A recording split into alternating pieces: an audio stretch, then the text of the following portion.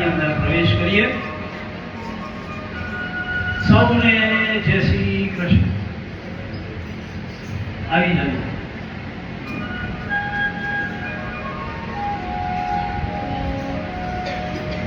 કાલે આપણે વાત કરી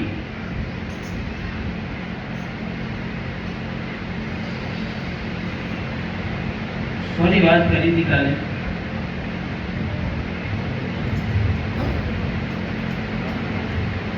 બોલો.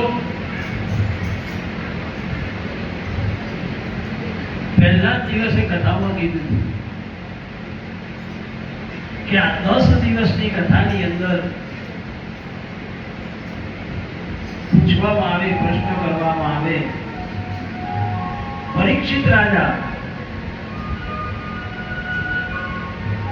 આપણે તો 2 કલાક 3 કલાક જ કથા સાંભળીએ, પણ પરીક્ષિત રાજા આખો દિવસ કથા સાંભળતા હતા. સુખદેવજી આખો દિવસ કથા કહેતા હતા. થોડીક વાર શરીરને થાક આપવા માટે, થાક હતો દૂર કરવા માટે સ્નાન ઇત્યાદિ કરાવી પાછા પોતાના સ્થાન ઉપર આવીને બેસી જાય. અને સુખદેવજી પ્રશ્ન કરે ને પરીક્ષિત રાજા તરત જ જવાબ આપે. આજે હું તમને પ્રશ્ન કર્યો, ગઈકાલે ક્યાં હતા? તો આજે કથાની અંદર કોઈએ જવાબ ના આપ્યો. વામનજીનો અવતાર. બહુ સરસ. એટલે હવે મને ખબર પડી કે તમે અહીંયા છો. એ બધાને ખબર છે. હા, જો અમારા ભાઈ કે છે દૂધ બોગાડીમાં જ જાય છે. હા, નીકળવાથી બહાર સરકાઈ જાય. વામન અવતાર પૂર્ણ થયો. વામનજીની રામણી કરી. 9મા સ્કંદની અંદર આપણે પ્રવેશ કરીએ. ઈશાનું કથા એટલે ભગવાનના ભક્તોની કથા છે, ભગવતીઓની કથા છે. સૂર્ય અને ચંદ્ર વંશમાં ભગવાનના જે ભક્તો થયા તેની વાત અહીંયા કરવામાં આવી. નારાયણની નાભી કમળમાંથી કમળ ઉત્પન્ન થયું અને કમળમાંથી બ્રહ્મા થયા. બ્રહ્માના મનથી મરીચી થયા. મરીચીને ત્યાં કશ્યપ થયા. કશ્યપને ત્યાં અદિતિ વિવસ્વાન નામના સૂર્ય થયા. અને વિવસ્વાન ને ત્યાં વૈવસ્વત મનુ થયા. વૈવસ્વત મનુ સૂર્યવંશના આદિ પ્રવર્તક. ત્યારે સગ્ન્યા અને શ્રદ્ધા નામની 2 રાણીથી 10 પુત્રો થયા. इक्ष्वाकु भ्रव, सरियागी, दृष्ट, हृष्ट, करु, निरीश्यंति, पुरुषज्ञ, नभाग અને સ્વામી. ધર્મની શુદ્ધિ જ્ઞાનથી થાય છે અને નીતિથી અર્થ સંપાદન કરીએ અને એમાંથી 10મો ભાગ પરોપકાર માટે કાઢીએ ત્યારે જ ધન શુદ્ધ થાય.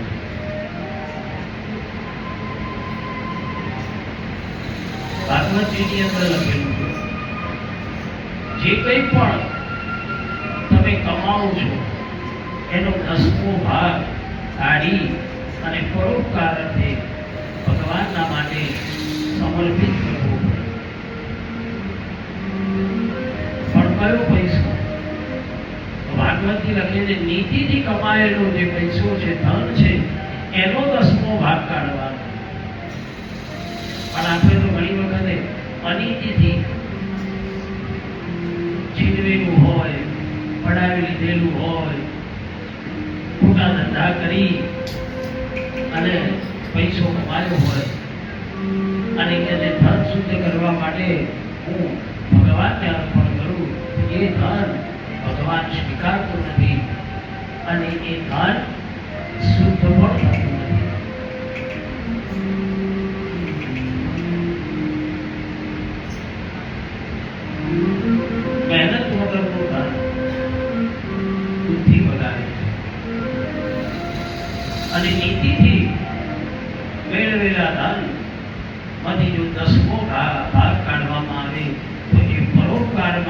કાઢીએ તો એ ધનની શુદ્ધિ થાય છે.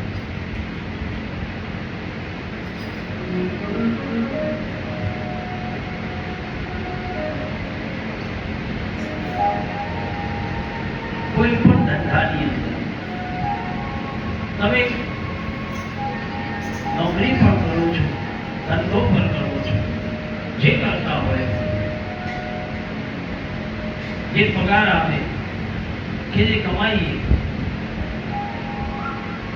એનાથી 10મો ભાગ 100 રૂપિયા કમાયા હોય તો 10 રૂપિયા સાઈડમાં મૂકી દેવા.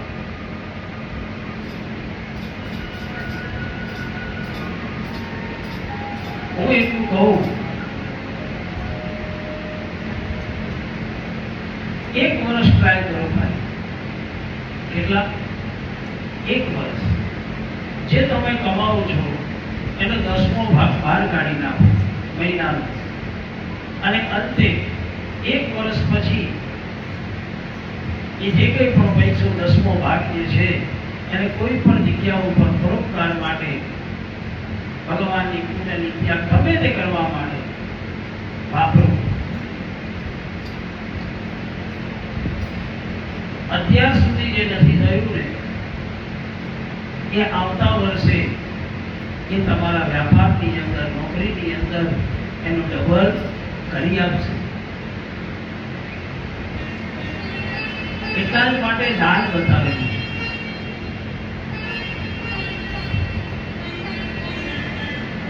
પરમાર્થ એટલે ભગવાનની પાસે. પણ ઘણા બધા એવું કે મંદિરોમાં તો ક્યાં જરૂર જ હોય છે મારે.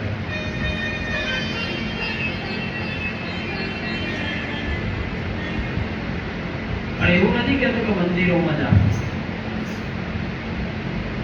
કોઈ પરોપકાર કાર્ય થતું હોય એની અંદર પણ તમે ધન આપી શકો. કોઈની પાસે ધન નથી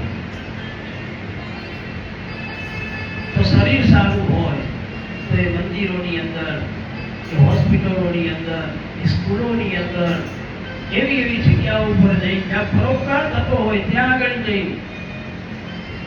સેવા કરો.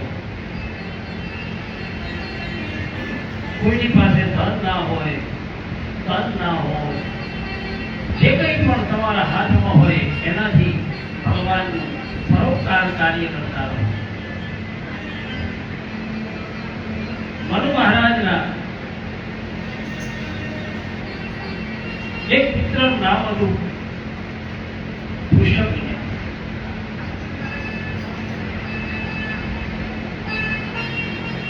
ગુરુ મહારાજની કૃપાથી ગાયોની સેવા કરી.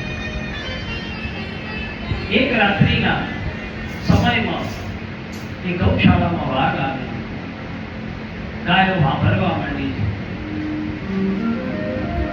વૃષભ ખડગ લઈ ગાયોની રક્ષા માટે દોડ્યો. અંધારામાં વાઘને જોઈ તલવારનો ઘા કર્યો, પણ વાઘનું ખાલી કાન કપાયું છે અને ગાયનું માથું નીકળ્યું. અને જાણતા અજાણતા પણ ગૌ હત્યા થઈ. એટલે ગુરુએ શ્રાપ આપ્યો, જાતું સૂત્ર થઈ જાય, ગૌ હત્યા કરી છે એટલે તને રાજ્યાધિકાર મળતો નહીં. કોઈ પણ દલીલ ના કરી ચાલ્યો ગયો વનમાં.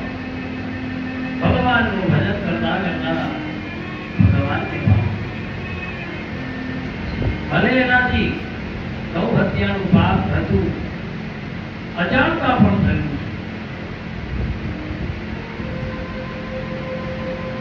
અને એ પ્રભુની સન્મુખ આવ્યો છે.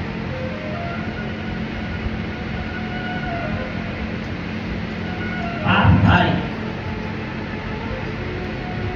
પણ એ શું છે? પાપ જ છે.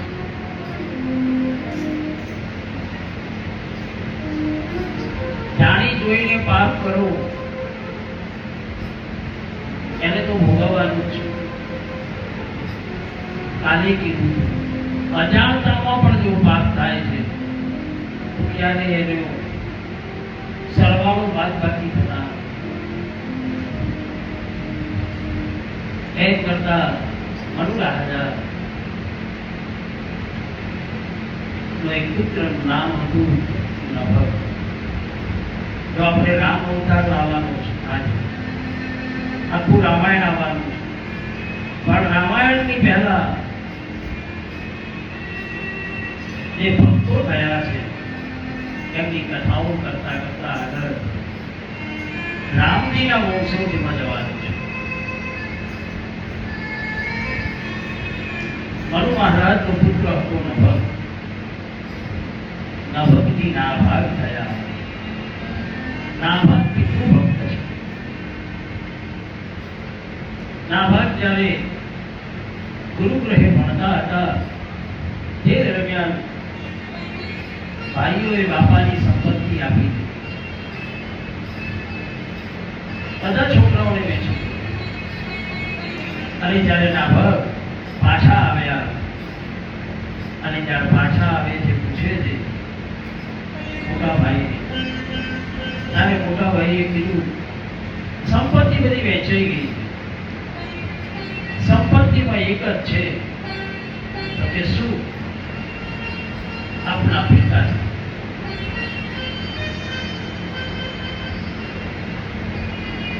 કોણ છે? આપના પિતાશ્રી છે, એને તું લઈ જા.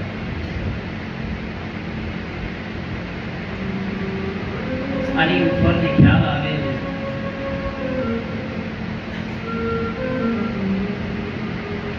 રામાયણનો એક પ્રસંગ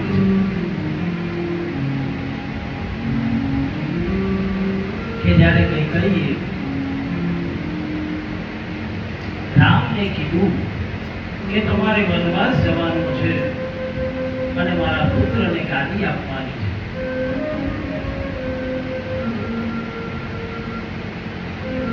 ત્યારે રામે વિના સંકોચ કશું જ બોલ્યા વગર પિતાની અને માતાની આજ્ઞા રાખી અને વનવાસ જતા રહ્યા. આ કળયુગની અંદર ખાસ કરીને આજ કથાઓ દ્વારા આપણે સમજવાનું છે.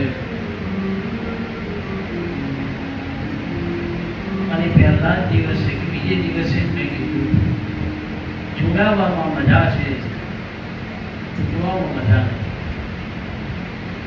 છૂટા પડશો તો ભાગી પડશો, જોડેલા હશો તો ઉઘાડી પણ તમને વાર નહીં કરી. એટલે જ્યારે લાકડા કાપી કઠિયારો જ્યારે નીકળે છે ઘરે જઈને અલગ અલગ લાકડીઓ કરે, પણ પહેલા એ ફળ કાપે અને ફળને લઈને જાય છે.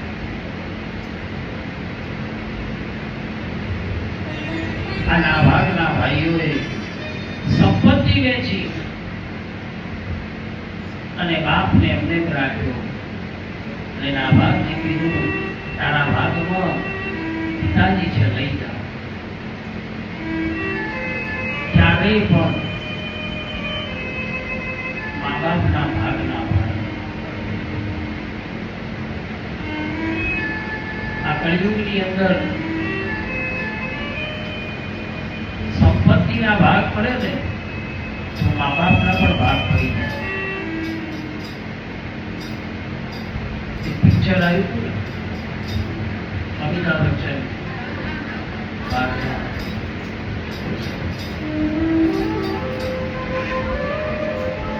વિચાર કરી લો.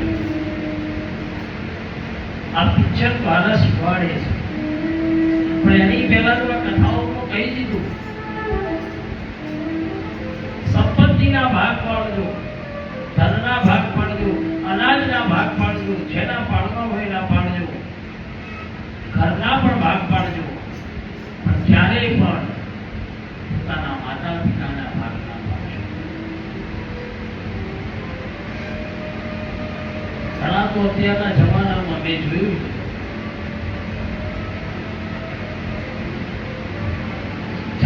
છોકરા હોય,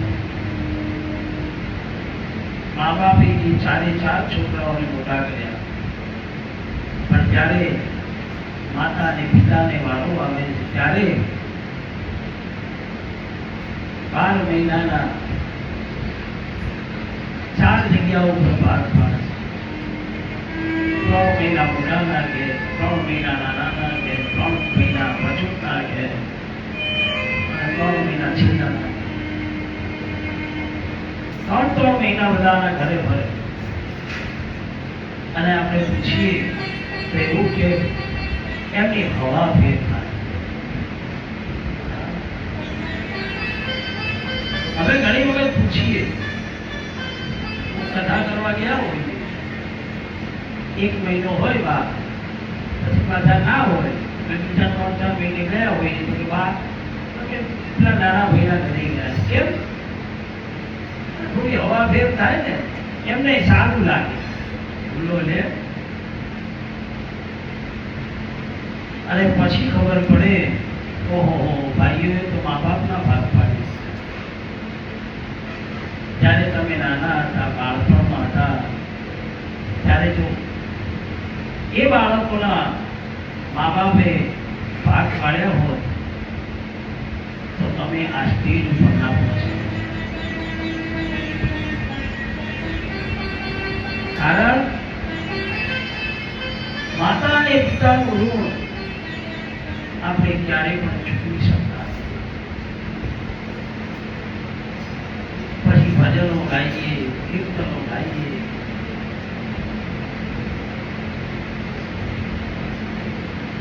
ગાઈએ છે,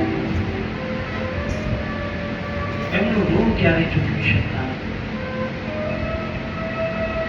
મોટા ભાઈએ સંપત્તિ ભેગી કરી લીધી, લઈ લીધી, ના ભાગને આ કશું આપ્યું નહીં. પિતાની સેવા કરે છે નિયમ પ્રમાણે. જે પણ કમાઈ લાવે, બાપ અને દીકરો બંને જણા જમે.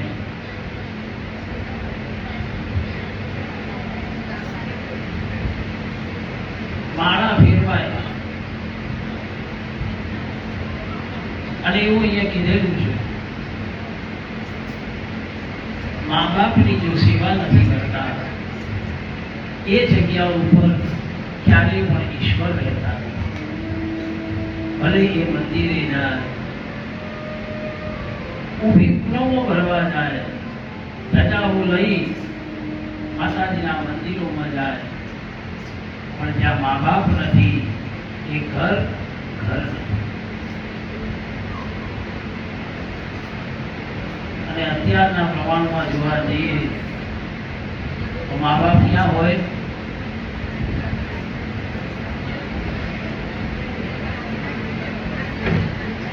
Old age home, વૃદ્ધાશ્રમ. વૃદ્ધાશ્રમ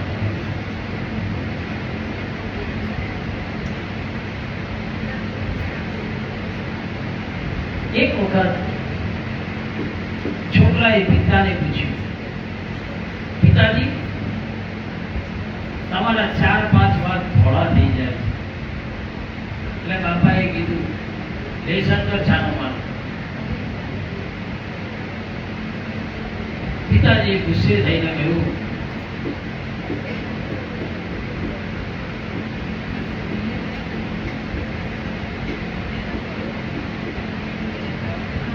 Krishna Kanaiya રાજા.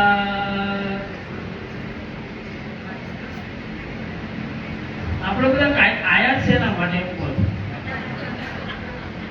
વાતો કરવા.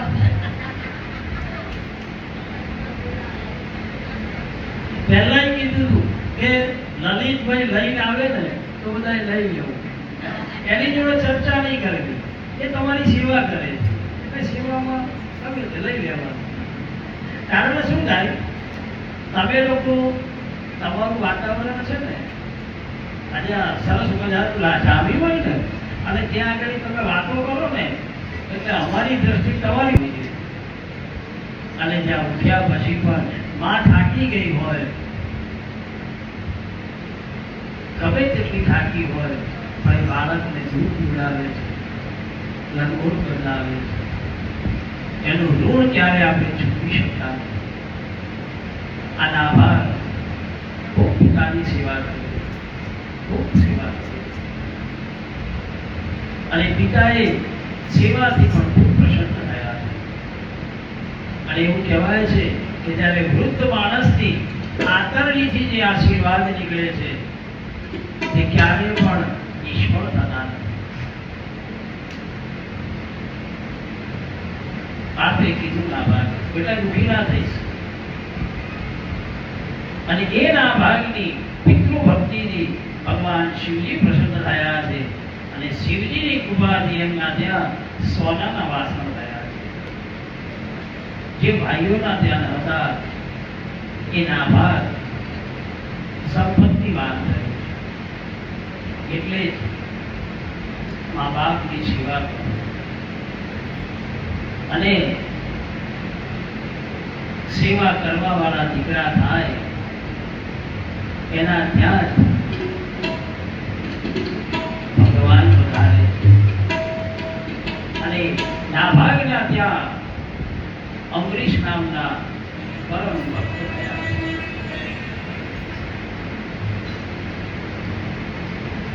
અમરીશ રાજા આજે એકાદશી કોણે કરી? ઓહો વાહ ભાઈ વાહ. એકાદશી કરી, અગિયારસ કરી.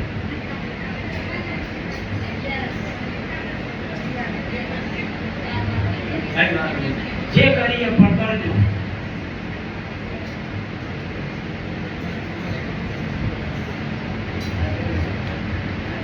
રાજા અમરીશ ની વાત આવે છે. એકાદશી નું વ્રત કરે છે. એકાદશી નો નિયમ અહીંયા આગળ બતાવ્યો. એકાદશી ના દિવસે ફલહાર ખાવું. શું ખાવું? ફળ આહાર, ફળનો આહાર. આ નિયમ છે. પણ અત્યારના જમાનામાં કેટલું બધું આવી ગયું. સૂકી ભાજી આવી ગઈ, શીરો આવી ગયો, રોટલી આવી ગઈ, પૂરી આવી ગઈ, હા ફરાળી પીઝા આવી ગયા, ફરાળી પીઝા આવી ગયા, કેટલું બધું આવી ગયું. આ અમરીશ રાજા વ્રત કરે છે એકાદશી. 12 વર્ષથી સલગ એકાદશીઓ કરે. અને એમનો નિયમ કે જ્યારે પણ દ્વાદશી એટલે કે બીજો દિવસ આવે, પારણાનો દિવસ આવે, એ દિવસે બ્રાહ્મણોને સંતોને જમાડી અને પછી ઉપવાસ એટલે કે પારણા કરવા. એકાદશીનું વ્રત કરેલું છે. અને એકાદશીનું જે વ્રત કરે છે ત્યારે ભગવાન એ સુદર્શન ચક્રથી એની રક્ષા કરે છે. એવું ભાગવતજીમાં ઉલ્લેખ છે. દ્વાદશીનું વ્રત શરૂ થયું. દુર્વાસા મુનિ ત્યાં પધારે. અમરીશ રાજાએ વંદન કર્યા, પ્રણામ કર્યા. દુર્વાસા મુનિને કહે છે હવે આપ અહીંયાથી જમીને જજો. કે સારું. અને દુર્વાસા એટલે શિવજીનો અવતાર. દુર્વાસા મુનિ કે સારું, હું જમીન જઈ પહેલા હું સંધ્યા વંદન કરીને આવું છું, રાહ જોજે. સંધ્યા વંદન કરતા હતા અને કરતા કરતા કરતા રાત પડી ગઈ.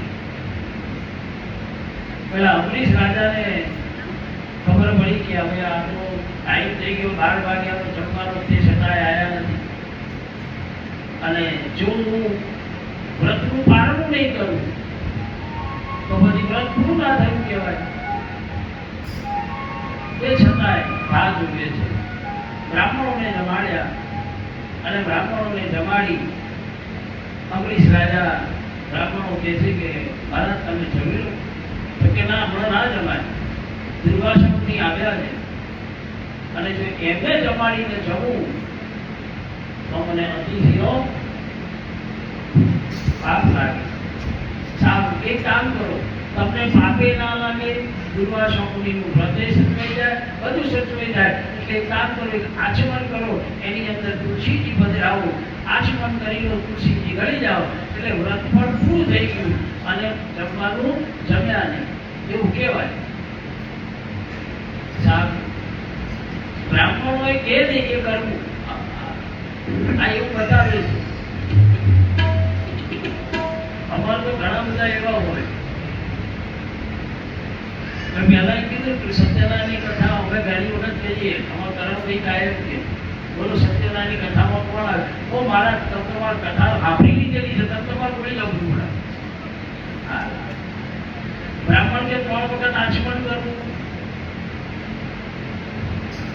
પ્રશ્ન પૂછ્યા વિના કાર્ય કરનાર. કારણ કે કોઈ પણ આ જગતની અંદર કોઈ પણ બ્રાહ્મણ હશે એ ક્યારેય પણ ખોટું કરતો નથી. બ્રાહ્મણોએ કીધું કે અમરીશ રાજા આચમનની અંદર તુલસીજી ઉતો પાણીની અંદર અને એક પાણી કોગળો કરી આવો, એટલે પી જાઓ, અને એ પી જશો એટલે જે વ્રત છે એ સચવાઈ જશે, બે કામ થઈ જશે. અમરીશ રાજાએ આચમન કરી લીધું તુલસીજી સાથે. દુર્વાસા મુનિને યાદ આવે, અને માથું આજે જમવા જવાનું હતું. અમરીશ રાજા રાતે બેઠા, ભાઈ વાંધો જલ્દી જલ્દી આસન બાસન પેટી તૈયાર કરી અમરીશ રાજા ત્યાં આવે છે. અને દુર્વાસા મુનિને ખબર પડે છે કે રાજાએ જે વ્રત કર્યું હતું એ તો ભાગી નાખ્યું. હવે દુર્વાસા મુનિએ જટાની અંદરથી પ્રતિજ્ઞા કાઢી અને જ્યાં અમરીશ રાજા ઉપર નાખવા જાય છે, પણ ભગવાનનું સુદર્શન ચક્ર એ અમરીશ રાજાની રક્ષા કરતું. એટલે પ્રતિજ્ઞાને મારી નાખી અને એ સુદર્શન ચક્ર ફરતું ફરતું ફરતું દુર્વાસાની પાછળ ફરે. દુર્વાસા દોડવા લાગે છે, ભગવાનનું ચક્ર પાછળ પાછળ દોડે. દુર્વાસા મુનિ બ્રહ્માજી પાસે ગયા. બ્રહ્માજી કે આ ચક્ર આપણું નથી, આપણે કઈ કરી શકીએ? જાઓ વિષ્ણુ ભગવાન પાસે. દુર્વાસા ફરતા ફરતા વિષ્ણુ ભગવાન પાસે આવે. વિષ્ણુ ભગવાનને કહે છે, ભગવાન તમારા ચક્રથી મને રક્ષા કરો. ત્યારે ભગવાન કહે છે, હું તો મારા ભક્તને આધીન છું, જેને છોડ્યું છે એને પકડો. દુર્વાસા મુનિ પાછા જાય છે, અમરીશ રાજાના ચરણમાં પડે છે, માફી માંગે છે કે મારો જે ગુસ્સો છે એના કારણે આ અપરાધ થયો છે, પણ મારી ભૂલ હતી કે સમયે મારે આવી જવું જોઈએ, પણ સંધ્યાવંદનમાં માળા કરવામાં વાર થઈ ગઈ, એટલા માટે આ ભૂલ થઈ છે. ચાલો આપણે ફરીથી પારણા કરીએ અને અહીંયાથી અમને વિદાય આપીશું. આ જ વંશની અંદર આગળ જતા ત્રિશંકુ રાજા થયા. ત્રિશંકુ વંશના રાજા હરિશ્ચંદ્ર થયા અને સગર ચરિત્ર બતાવ્યું છે. સગર રાજાના 60,000 પુત્રો કપિલ મુનિના આશ્રમમાં ઘોડો જોયો અને ઘોડો ચોર્યો છે અને તેમને મારો ઘોડો છે એવું કહેતા કપિલ ભગવાનના શ્રાપથી ક્રોધાગ્નિથી એ 60,000 પુત્રો બળીને ભસ્મ થઈ ગયા. અસમંજનો પુત્ર અંશુમાન એટલે સગર રાજાનો પૌત્ર કપિલ ભગવાન પાસે આવે છે. વિનય જોઈ કપિલ ભગવાન રાજી થયા છે. મુનિએ કીધું તમારા દાદાના યજ્ઞનું ઘોડું લઈ જાઓ. અંશુમાને કહ્યું મારા 60,000 કાકાઓ જે બળીને ભસ્મ થઈ ગયા છે એની મુક્તિ કેવી રીતે થાય? ત્યારે કપિલ ભગવાન કહે છે ગંગાની ધરતી ઉપર આવે અને ગંગાના પાણીની અંદર આ ભસ્મ ફરી વળે તો એમની મુક્તિ થાય. ગંગાજીને પ્રસન્ન કરવા માટે અંશમાને તપસ્યા કરી. ગંગાજી પ્રસન્ન થયા અને એમનું પણ મુક્તિ થઈ. અંશમાનનો પુત્ર દિલીપે પણ તપ કર્યું. ગંગાજી પ્રસન્ન થયા અને દિલીપનો પુત્ર એટલે કે ભગીરથજી આવ્યા. તેમણે તપસ્યા ચાલુ કરાવી અને થયું એવું પિતૃઓની મુક્તિ માટે ગંગાજીને ધરતી ઉપર લાવવાના હતા. 3 પેઢી તપસ્યા છે. કેટલી? 3 પેઢી. અને 3 પેઢીથી ગંગાજી પ્રસન્ન થયા હતા. ભગીરથના તપથી ગંગા પ્રસન્ન થયા છે. બેની એટલે એવું ના કહેવાય કે બેની ભક્તિ નિષ્ફળ થઈ ગયો, પણ એ 2 જણાનું તપ એટલું વધી ગયું કે દિલીપ રાજાને ભગીરથ રાજાને ઓછી મહેનત કરવી અને માં પ્રસન્ન થયા. 3 વ્યક્તિનું તપનો સરવાળો કરતા ગંગાજી પ્રગટ થયા છે. ગંગા મારી કીર્માન માંગે આપું. ત્યારે ભગીરથ કહે છે, મારા પિતૃઓના મુક્તિ માટે આપ આ પૃથ્વી ઉપર પધારો. ગંગાજીએ કીધું તથાસ્તુ. પણ કે એક શરત છે, કારણ કે મારો વેગ એટલો હશે કે આ ધરતી સહન નહીં કરી શકે અને હું સીધી પાતાળમાં જતી રહીશ. એટલા માટે એવો કોઈ વ્યક્તિ શોધ, એવો કોઈ દેવ શોધ કે જે મને ધારણ કરી શકે. ભગીરથ રાજા જાય છે બ્રહ્માજી પાસે. બ્રહ્માજીને કહે છે, એવો કોઈ દેવ છે, કયો માણસ છે, મને બતાવો કે મારા ગંગાજીને ધારણ કરી છે. બ્રહ્માજીએ કીધું, એક જ છે, જેણે ઝેર પીધું ને એ જ ધારણ કરી શકે, બાકી કોઈની તાકાત નથી. જાઓ મહાદેવજી પાસે. ભગીરથ મહાદેવજીનું તપ કરે. તપ કરી મહાદેવજીને પ્રસન્ન કરે છે અને કહે છે, હે ભગવાન, હે મહાદેવ, ગંગાજી પૃથ્વી ઉપર આવવા તૈયાર છે, પણ એમનો વેગને ઝીલનાર કોઈ નથી. તમે વેગને ઝીલો અને મારા પૂર્વજોનો મુક્તિ આપો. ત્યારે મહાદેવજી કે વાંધો નહીં, ઝીલી લો. માં ગંગાને અભિમાન આવી જાય અને માં ગંગા પાસે આવે છે. કહે છે, કોણ છે ઝીલનાર? કે સ્વયં મહાદેવ છે. ઓહો, તો મહાદેવને પાતાળ સુધી હું ખેંચી જઈશ. અને જ્યાં અભિમાન આવી જાય ત્યાં માણસનું પતન નિશ્ચિત છે. અભિમાન આવી ગયું. બોલાવો ગંગાજી. મહાદેવજી કૈલાસથી ઉભા છે. ગંગાજીનો વેણ આવવા લાગ્યું છે. મહાદેવજીએ જટા છોડી અને જ્યાં ધારણ કરે છે શિવ ઉપર અને ધીરે ધીરે ધીરે ધીરે અંદર પ્રવેશવા લાગ્યા. મહાદેવજીએ જટાઓ મારવા માંડી. થોડી વાર થઈ. ગંગાજી પૂરેપૂરા સમય ગયા. શું કરવું? ઉગડાવા લાગ્યો શ્વાસ. શ્વાસ ઉગડાવા લાગે છે. ભગીરથજી જો મહાદેવ પ્રાર્થના કરે છે, મહાદેવ છોડો એમને, શ્વાસ ઉગાડે છે.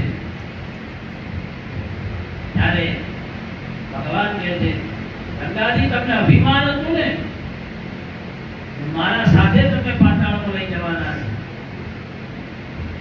શું કરું? તમે છોડો, મારું અભિમાન ઓગળી ગયું છે. મહાદેવજી એક છટા છોડી શ્વાસ બહાર નીકળ્યો અને ત્યાંથી આ ગંગા ધીરે ધીરે ધીરે ધીરે આમ ફ્રીજ ભરાવા લાગી.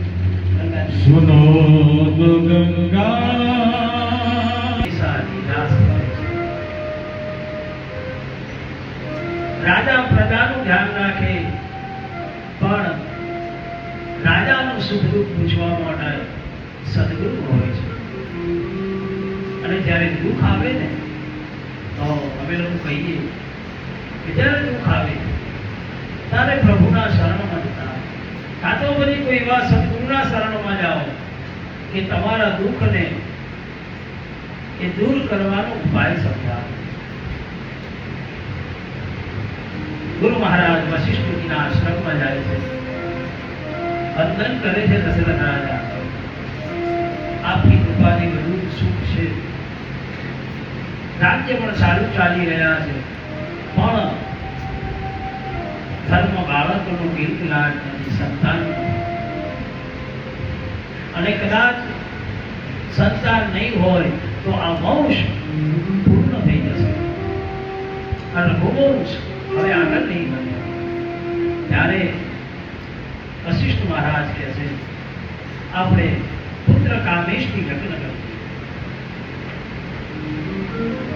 ભક્તિ સાથે પુત્ર કામેશથી લગ્ન કરે છે. અને યજ્ઞની અંદરથી યજ્ઞનારાયણ ચરુ લઈને નીકળ્યા. બોલો શ્રી યજ્ઞનારાયણ દેવની જય. કાલે મેં છે ને સાંભળ્યું છે પ્રેમથી બોલવી. શું કહેવાનું? જે પ્રેમથી બોલવી અને ઊંચા સ્વરે બોલવી. તમે જે બોલો છો ખબર જ નહીં પડતી. અમે તો કોઈ બોલતા હોય ને એવું લાગે. બાબા રામદેવજી મને કાનમાં કહી ગયા હતા કે જે ના બોલે ને એના બીજા જન્મની અંદર બહુ પ્રાણાયામ કરાવડાય. એટલે આપણે પ્રેમ જેથી બોલવાની હો. બોલો શ્રી અગ્નિ નારાયણ દેવની જય. અને એવું કીધું તાલી ના પાડે ને તો બીજા જન્મમાં તાલી પાડવાનો વારો આવે. બોલો શ્રી ગૌચર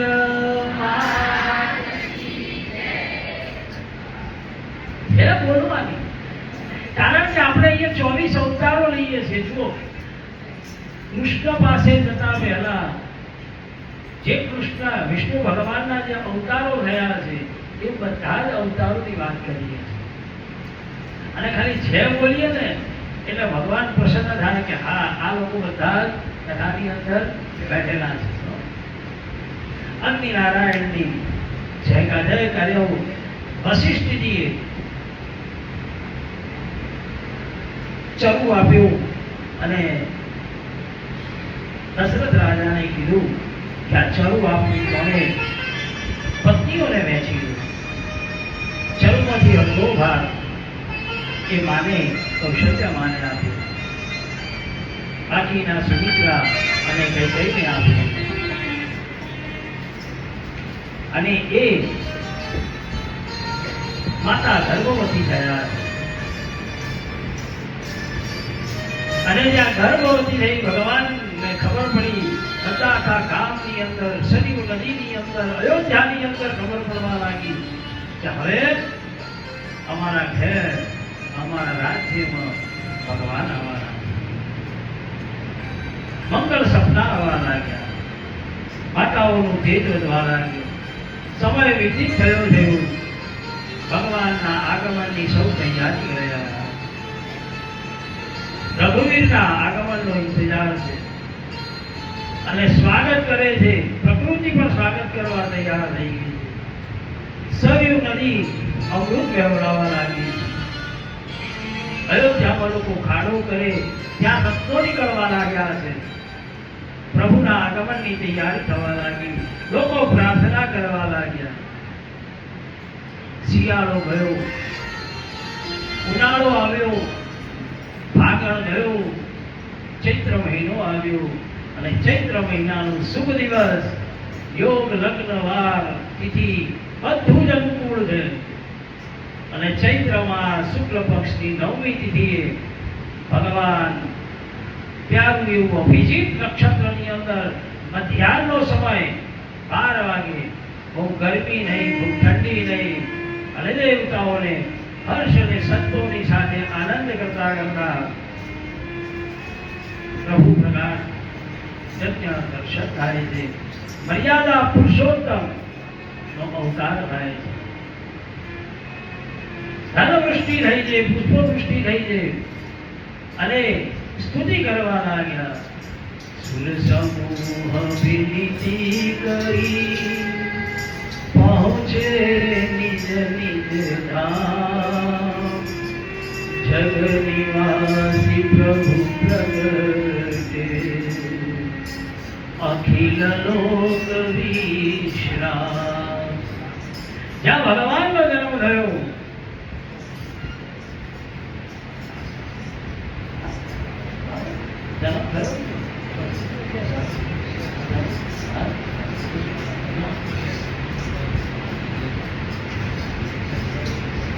ભગવાનનો જન્મ થયો છે. સરયુ નદીની અંદર અમૃત વહેવા લાગ્યું છે. જ્યાં ભગવાનનો જન્મ થયો, દેવતાઓ પુષ્પવૃષ્ટિ કરે છે. પ્રકટ કૃપાના ચીન દયાના કૌશલ્યા